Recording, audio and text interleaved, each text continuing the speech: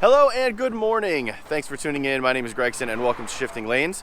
Today I am picking up the Volvo V70R and we are going to go up underneath it and check out exactly what's wrong. So I'm going to grab some B-roll of what exactly we did, and then we can get on the road and see how it drives and see if everything is fixed.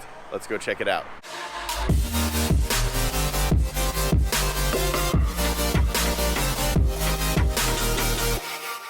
If you're new to the channel, thank you so much for watching. And if you like what you see, please hit the subscribe button, hit the bell icon, and hit all notifications. That way you'll get all notifications for when we make any video on YouTube. The car is ready. Let's get inside and let's talk about what exactly we did and what we took from B-roll for throwing it up on the lift.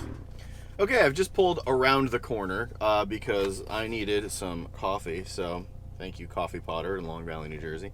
They are right up the road from the shop. So, Long Valley Auto Works. What we did, here's literally the entire list of what we did. We did an oil change. The oil light was low. It was basically saying low oil in the settings on the left-hand side on the left stalk. That is no longer showing. Just standard oil, nothing crazy. We did the rear suspension sway bar links on either side. There was a good amount of play in the left-hand one, and the right-hand one was just ridiculously corroded. So we replaced both of those this morning, and it was 2 quick bolts. We actually had to cut one of them off because it was so rusted on. So I took some shots of that. You're probably watching it right now, and it was really cool to watch. But yeah, those are very, very solid now. And that was actually what was causing some of the squeaking when we were reversing or going forward at low speeds. So that is perfectly fixed, and just pulling around the corner, I can notice that's a huge difference. The engine torque rod mount assembly and torque rod front left were completely replaced on the front end. We have 4 new rotors and pads all the way around.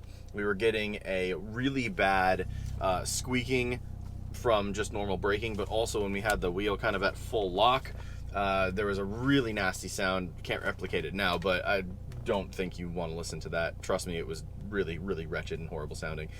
We also replaced the engine mount up top, and we also replaced the tranny mount underneath. Now those were basically shot, and what we think is that the tranny mount was causing the popping in the transmission, and the engine mount just was really not good. And that I think it was a poly bushing or a poly mount from IPD. It was just old. I don't think it's speaking to the quality of the IPD product. I think it was just an old mount. So we replaced that, and the tranny mount, those are now good to go. The motor oil, as I said, and that was pretty much it. What we also noticed when we were under the car was a couple of other things. We noticed that the left front hub for the wheel was like bashed in, or someone tried to fit a wheel or a hub-centric ring or something, or pry it off somehow, and there's just all these dings and dents in it when we took the wheel off. So that's not good. And if you compare it to the right-hand side wheel hub, it's perfectly round. So I don't know what's going on there. Neither do the guys. We were talking about it. We think someone just tried to pry something off. With that being said, let's get this thing on the road and let's see exactly how it drives, because that is really the big issue here. So first things first is putting this in gear. When we had it before, putting it in gear, it was popping and making a popping noise. So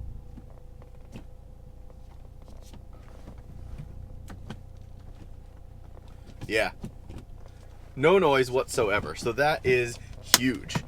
Loving that. So let's pull away and let's give it a quick shakedown on a test run on these nice little back roads around here in Long Valley. Damn, that's good coffee.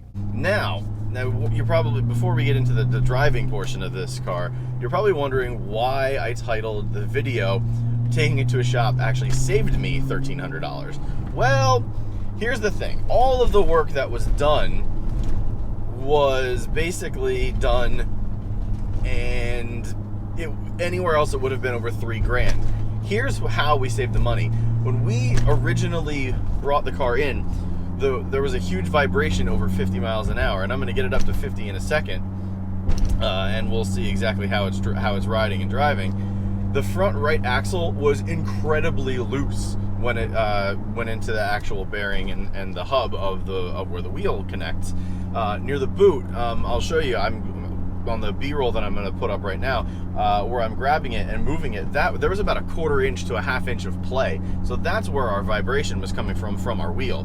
What the guys at Long Valley Auto Works found was that everything was just loose. The axle itself was perfectly fine, and there's no, that was really what was shaking, and that's what the problem was.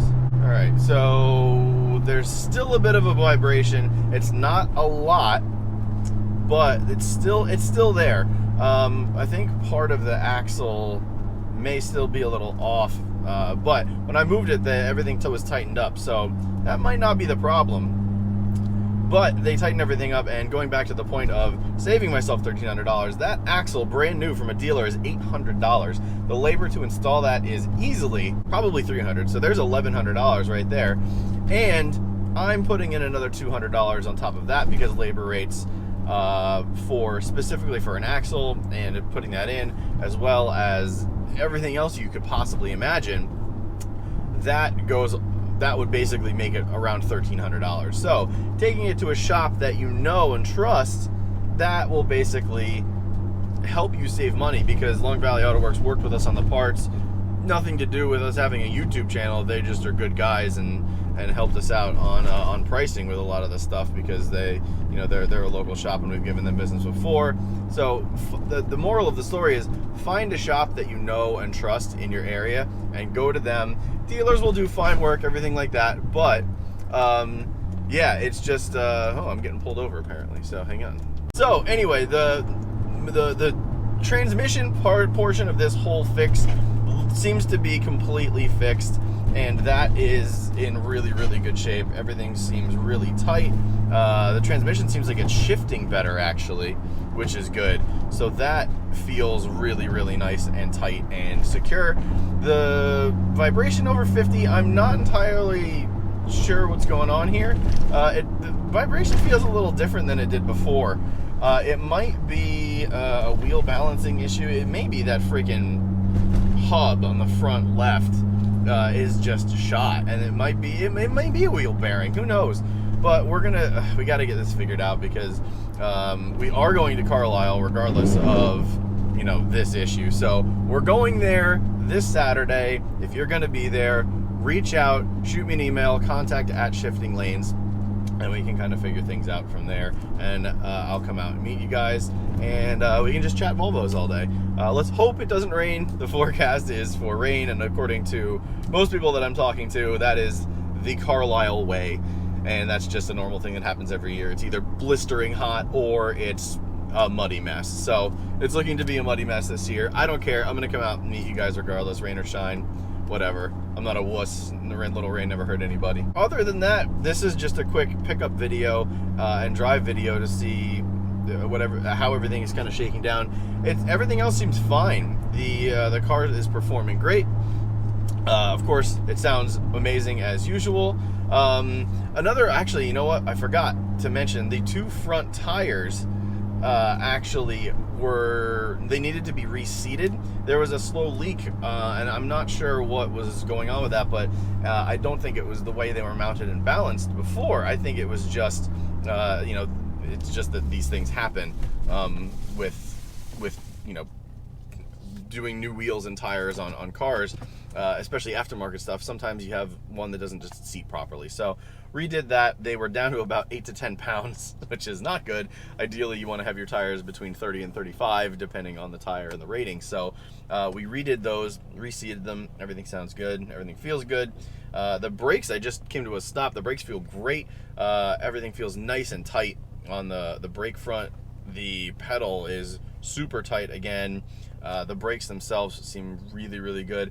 Of course, they're not going to be seated and fully broken in for about, a couple 100 miles, but I'm gonna take it easy on the brakes until then. And yeah, they feel really, really good. Full Brembo brakes, OEM brakes all around, nothing aftermarket, nothing more aggressive.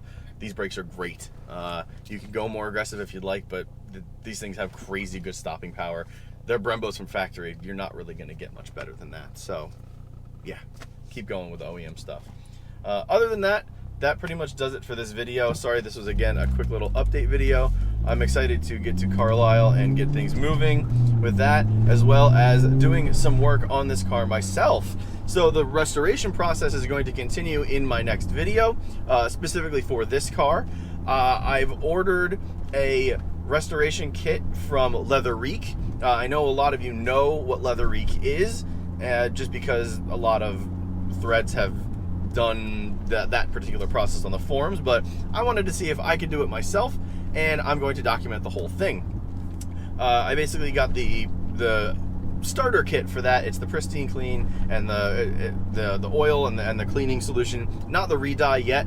I'm going to send them the armrest to kind of try to match the exact color, and then I'm going to do a second video on the re-dye process. So it'll be the cleaning, the restoring a little bit of the leather itself, and then re-dyeing it in a separate video. So there'll be 2 videos on that particular portion. After that, we actually have a couple of cool press cars coming in. We have the Volvo XC90. I'll be getting that towards the end of May. So be sure to stay tuned for a good, bad, and ugly review of that car. Well, it's not a car, of that SUV.